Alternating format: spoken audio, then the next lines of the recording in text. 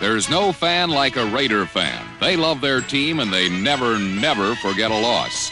Into this milieu come the New England Patriots, who have the unenviable task of beating Oakland for the second time in 1 year. But this is the playoffs, and for the Oakland team to a man, this is the start of a new season. The only games that mean a thing. For New England, it's a first visit to the playoffs since the merger, against the Raiders' record of 6 times in the past 7 years.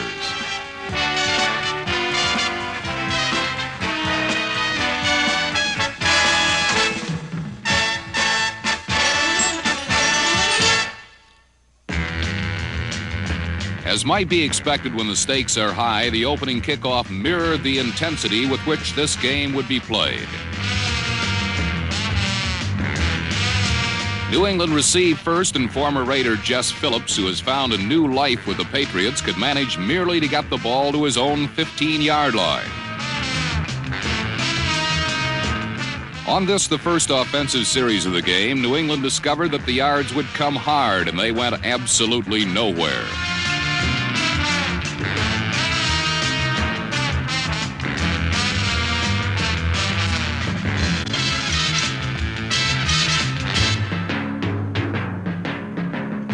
But the next time they had possession, they traveled fast and far. Quarterback sensation Steve Grogan had plenty of time to wait for an open receiver, then passed to tight end Russ Francis far downfield.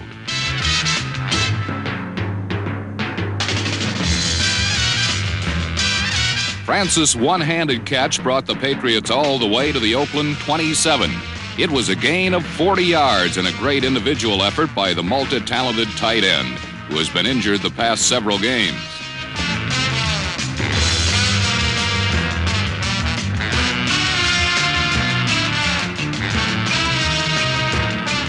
Soon after Francis' big play, Grogan again, with absolutely no Raider rush to worry about, threw to Darryl Stingley for 24 yards, and the Patriots had a first down on the Raider 1.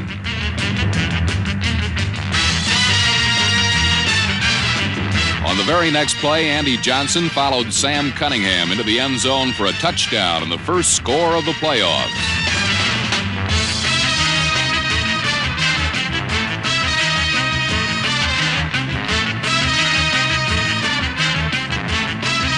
New England had looked very impressive on a 10-play, 86-yard drive against the Silver and Black.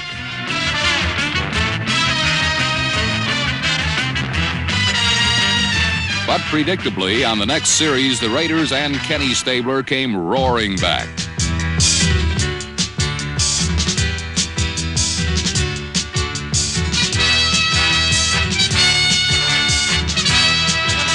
After Fred Biletnikoff took a pass over the middle for 22 yards, Stabler threw to his other wideout, Cliff Branch, for an additional 17.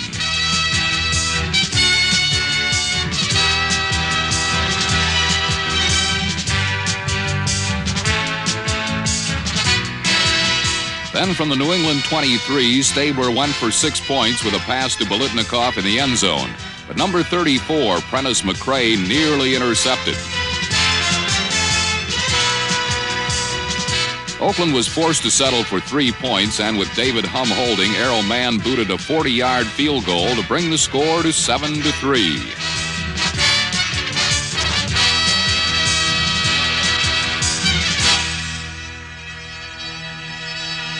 In the second quarter, Grogan executed a beautiful play fake to Andy Johnson, then rolled right and threw cross court to Darryl Stingley, who made a diving catch of the ball.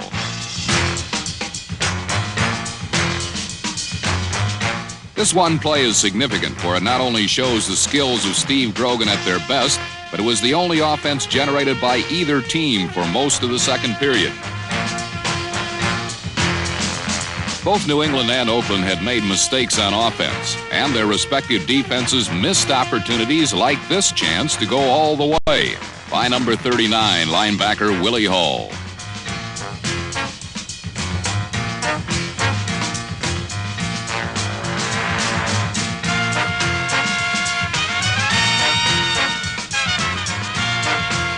Hall's near miss of a touchdown interception didn't hurt Oakland because New England fumbled the ball away on the series. But 2 plays later, Clarence Davis coughed the ball up and New England recovered.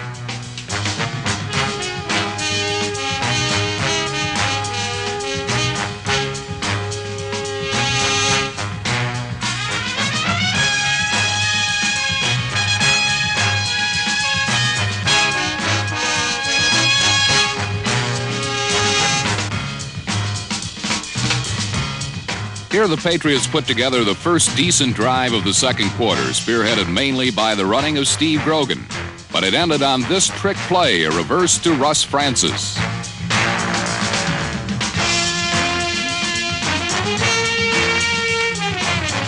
Number 26, Skip Thomas, picked off the underthrown pass, and the New England threat was ended deep in Oakland Raider territory.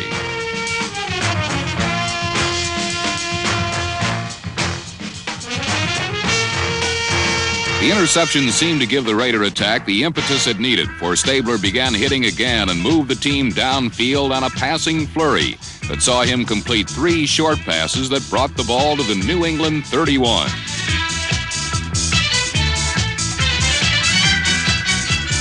From the 31, Stabler threw to Bolitnikov, who, despite being well covered, somehow came up with the ball.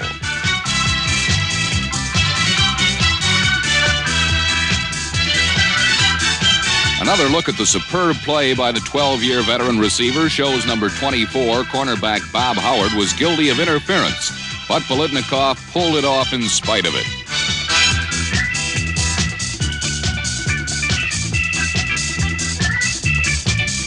It was a typical Bolitnikov-Stabler hookup, utilizing the unerring hands of the former Florida State star with the league-leading passing of the guy they call the Snake.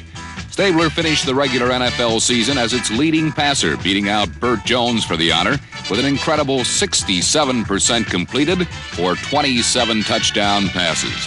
Both statistics were the best in pro football, with plenty of room to spare. Oakland fans were getting their revenge, and the Raiders were ahead in the game for the first time 9-7, soon to be 10-7, with Errol Mann's successful conversion as the first half came to an end.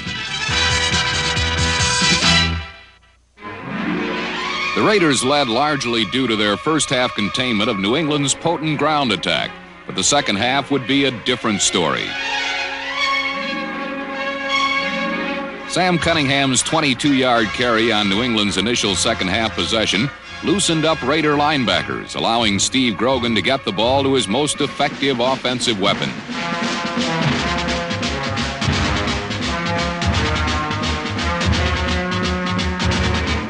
The awesome figure of Russ Francis continued to plague the Raiders' secondary. With Stingley and Vataha well covered, Grogan could find no other outlet on passing downs, but apparently he didn't need one.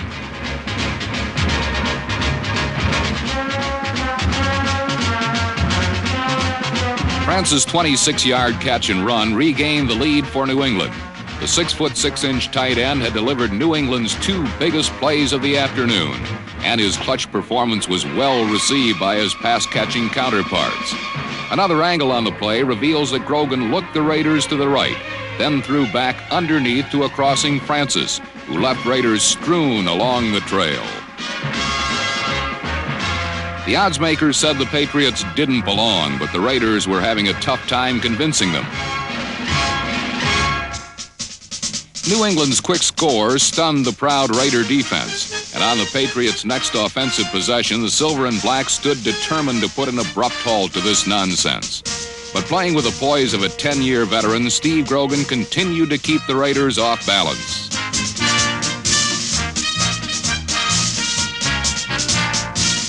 A swing pass to A.J. Johnson spread out the linebackers. Then Grogan went to his ground game, and former Raider Jess Phillips did the damage.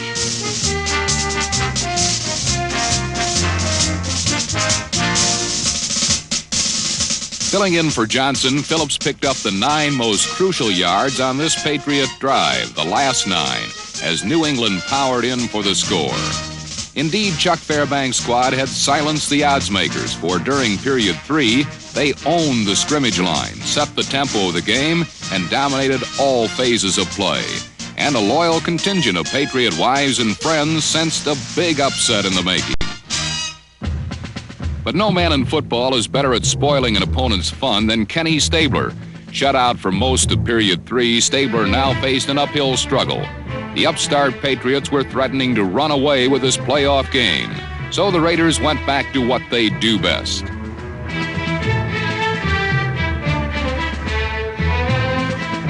Freddie Bolitnikov's fifth reception came at some expense. The tough young Patriot secondary had been knocking Raider receivers around before and after each reception. Early in period 4, fullback Mark Van Eegen met with a similar fate. But Oakland's receivers all hold advanced degrees from the School of Hard Knocks. New England beat on Raider receivers, but sure-handed veterans like Fred Bolitnikov rarely dropped the football.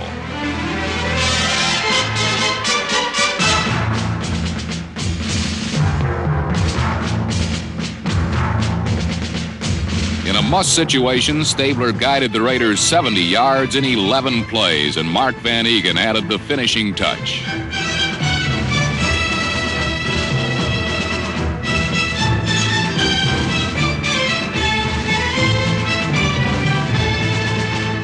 Though dormant through most of period 3, the Raider offense executed when it had to.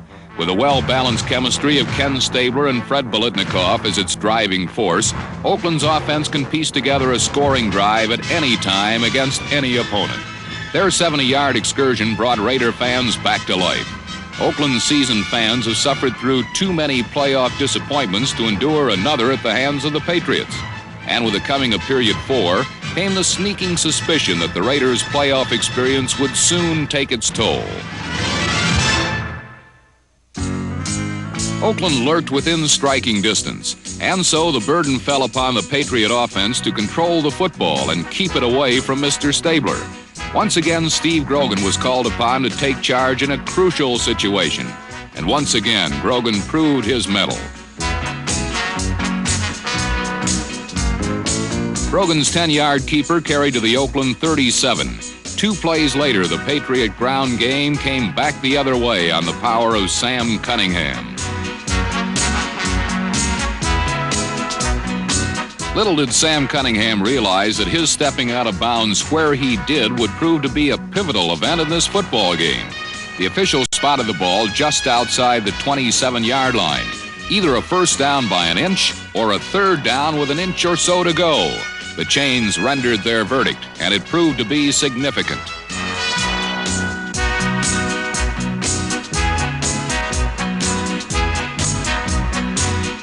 The Oakland Raiders didn't win 13 regular season games making mistakes, nor for that matter did the New England Patriots. But something about the do-or-die pressure of playoff football separates the great teams from the mere good ones. The Raider defense dug in, prepared for the moment of truth. The Patriot offense did the same, but that moment of truth never arrived.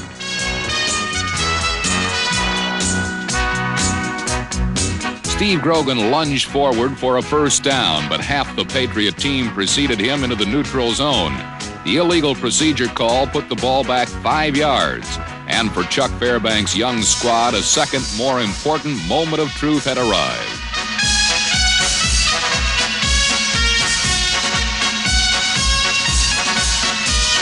On a controversial play, Raider linebacker Phil Villapiano stripped tight end Russ Francis of the football. Francis and Grogan argued long and loud that Villapiano had interfered with him before he had an opportunity to make the catch. Television replays indeed showed contact had taken place between the two.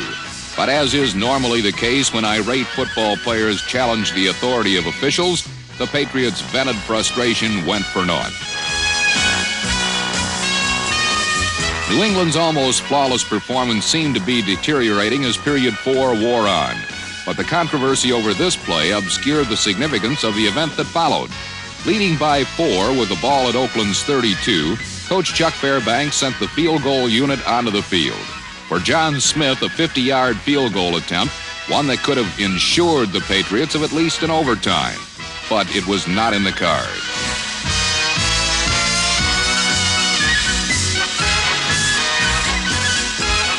John Smith's attempt would fall just short. One wonders what the Raiders would have done had New England punted deep into Raider territory. Instead, Oakland took over at their own 32, and the stage was set for another remarkable Oakland finish. Working against the clock, Stabler aimed his darts at the surest dartboard in football as Freddie Bolitnikov found the soft spots in the Patriot zone.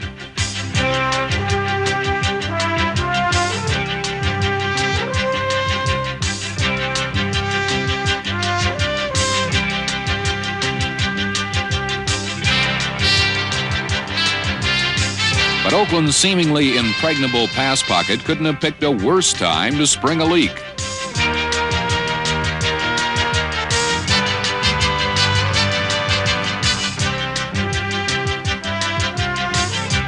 However, the 8-yard loss merely interrupted and did not derail Oakland's drive. New England's loyal following sensed that the master of miracles had pulled his last rabbit out of his hat. They certainly don't know Kenny Stabler very well. With the Patriots secondary overly conscious of Fred Biletnikoff and time becoming a factor, Stabler looked to tight end Dave Casper, and the big man turned in a critical play.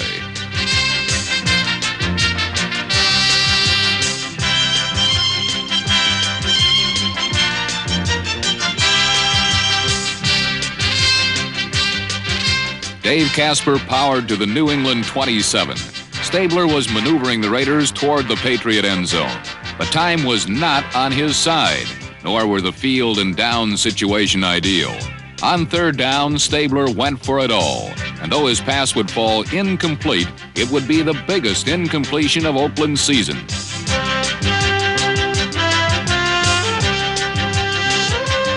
Stabler's rainbow for Carl Garrett fell to earth harmlessly.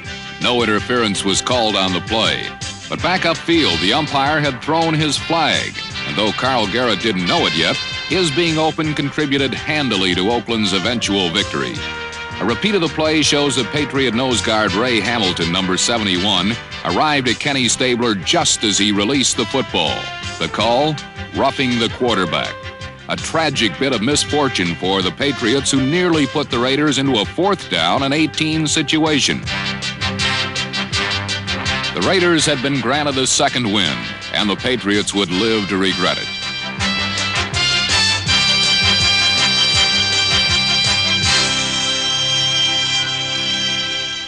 Moments ago, Ken Stabler's chances of getting to Super Bowl 11 seemed remote. Now Stabler moved the Raiders in for the kill. Dave Casper's big catch carried to the Patriot 8-yard line. It seemed almost a foregone conclusion that Oakland would score the winning touchdown. But the proud young Patriot defense breathed one last gasp and threatened to make a successful goal line stand.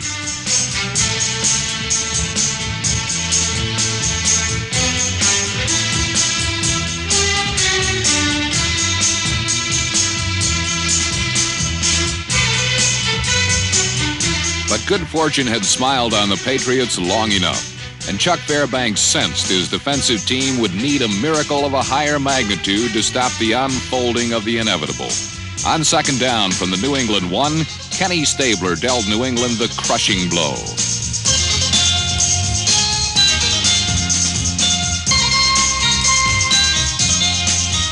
Ken Stabler and the Oakland Raiders specialize in come-from-behind last-second wins. The Snake once again had slithered into the victory column with a superb clutch performance, one of the gutsiest in modern football history. The New England Patriots played exceptionally well against the veteran Oakland club, and an emotionally spent sideline could only watch in agonizing silence as Oakland celebrated its last-minute triumph. New England's sole consolation is the knowledge that they can play even up with one of pro football's finest teams. But in the end, their playoff inexperience caught up with them.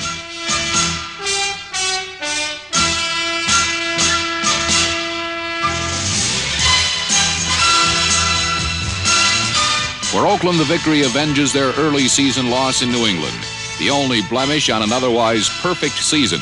The Raiders may, in fact, be the best team in football, as their record seems to indicate. Though they failed to win convincingly today, they still won, just as they've done 13 times since the season began. But before John Madden's Raiders can play in the Super Bowl, there still remains one small hurdle to overcome.